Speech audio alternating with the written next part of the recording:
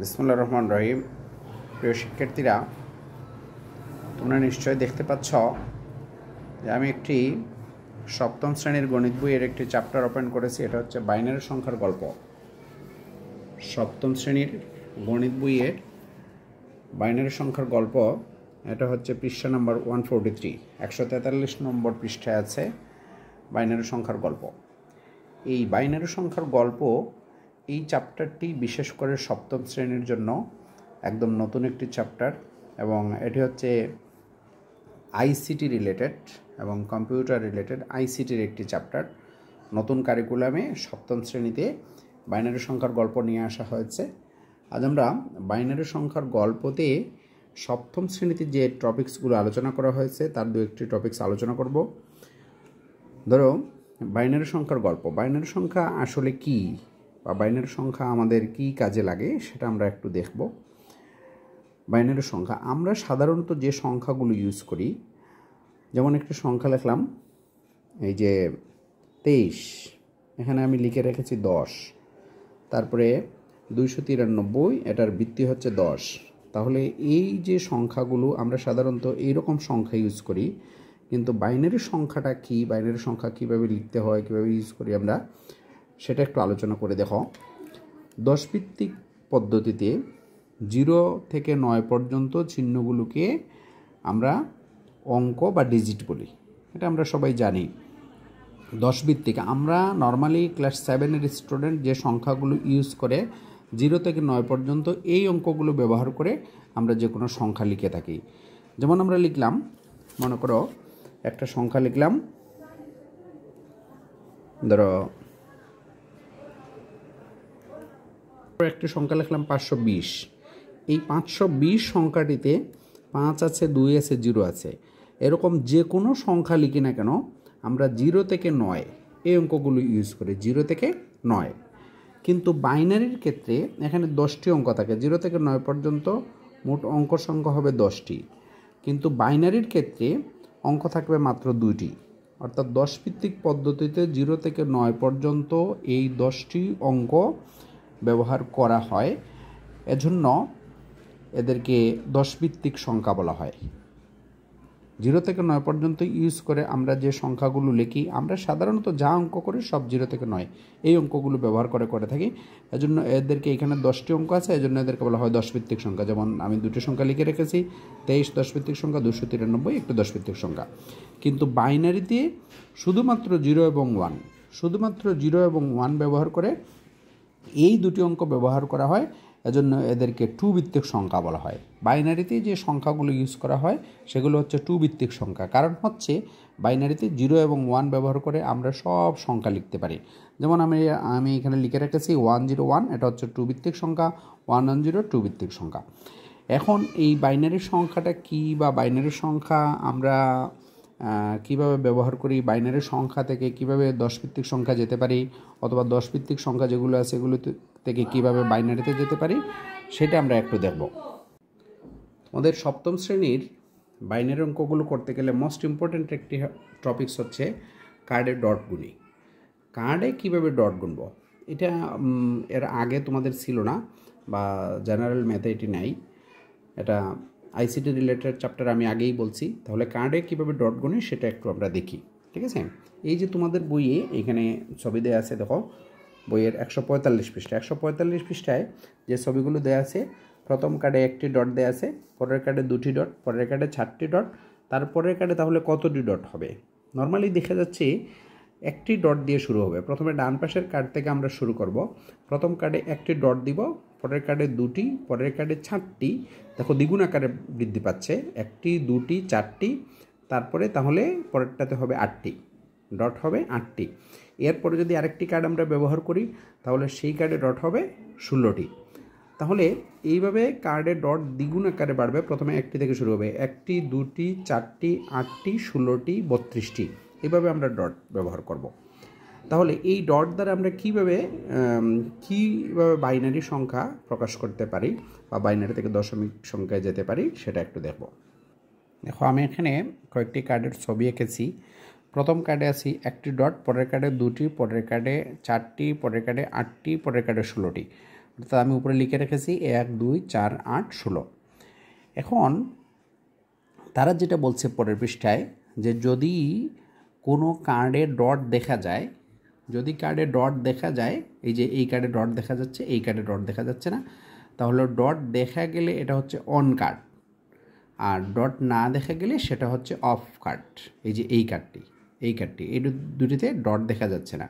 তাহলে on card বলতে তোমাদের বাইনারিতে যখন সংখ্যাগুলো লিখবে তখন যদি কার্ডে ডট দেখা যায় তাহলে সেটা হচ্ছে অন কার্ড, আর ডট না দেখা গেলে সেটা হচ্ছে অফ কার্ড। অন কার্ড মানে হচ্ছে 1, অন কার্ডের ক্ষেত্রে বাইনারি সংখ্যা হবে 1, আর অফ কার্ডের ক্ষেত্রে বাইনারি সংখ্যা হবে 0। যেমন আমরা লিখে রেখেছি অন কার্ডে বাইনারি সংখ্যা হচ্ছে 1 এবং অফ কার্ডে বাইনারি সংখ্যা 0। এই দুটি কথা মনে রাখবে। একটি মনে রাখতে হবে, প্রথম কার্ডে 1টি, পরের কার্ডে 2টি, পরের কার্ডে 4টি, পরের কার্ডে 8টি, পরের কার্ডে 16টি, এভাবে আমরা ডট লিখব। এবং যদি কোনো কার্ডে ডট দেখা যায় তাহলে সেটা হবে অন কার্ড, অন কার্ডে বাইনারি সংখ্যা হবে 1 আর অফ কার্ডে বাইনারি সংখ্যার মান হবে 0। যেমন তোমাদের বইয়ে দেখো, বইয়ের পৃষ্ঠা নাম্বার 149, 149 পৃষ্ঠায় যে ছকটি দেয়া আছে প্রথমে একক কাজ, এখানে লেখা আছে একটি ক্রস দেওয়া আছে। এই যে প্রথম কার্ডটিতে ক্রস মানে এটা হচ্ছে অফ কার্ড।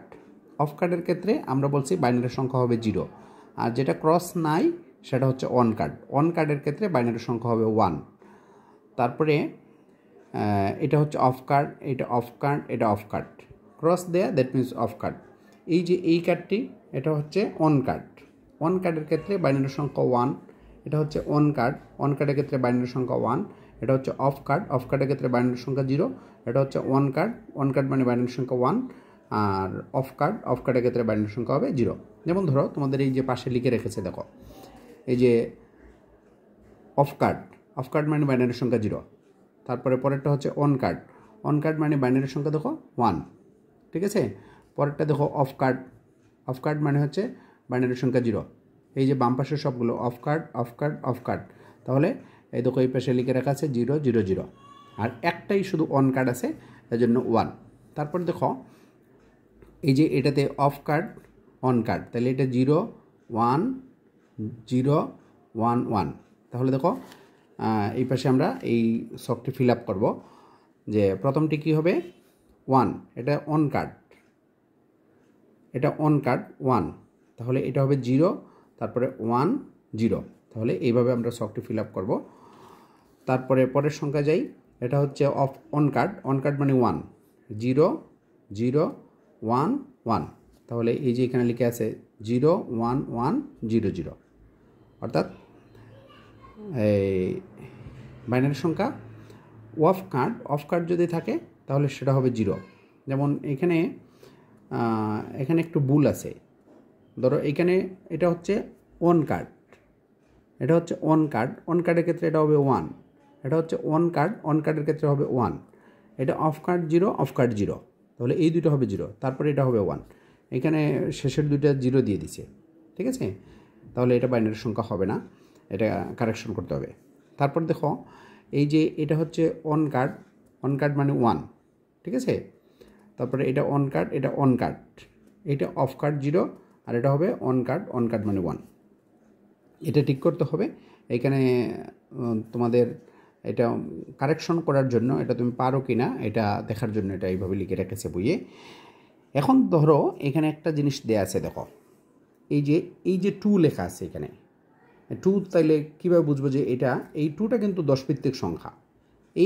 এই জিনিসটি বুঝতে পারলেই, এই টেবিলটি বুঝতে পারলে তোমাদের এই কার্ডের ডট গুণির যে ডটের সাহায্যে কীভাবে আমরা বাইনারি এবং দশমিক সংখ্যা ব্যবহার করতে পারি সেটা বুঝে ফেলবে।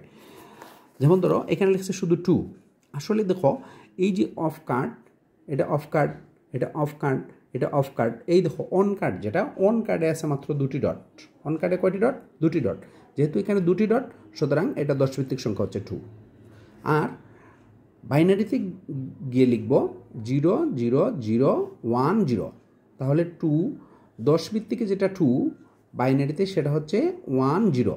সামনের জিরোগুলো না লিখলেও হবে। এই যে 1 0। আবার একটু খেয়াল করো, 2 10 ভিত্তিক সংখ্যা, টু কেন দশ ভিত্তিক সংখ্যা টু দ্বারা এই কার্ডগুলো দ্বারা আমরা দশ ভিত্তিক সংখ্যা টু কীভাবে বুঝবো? কারণ হচ্ছে এটা অফ, এটা অফ, এটা অফ কার্ড, এটা অফ কার্ড, আর এই একটা অন কার্ড আছে, অন কার্ডে মাত্র ডট আছে দুটি, এজন্য দশ ভিত্তিকে এটা হচ্ছে টু।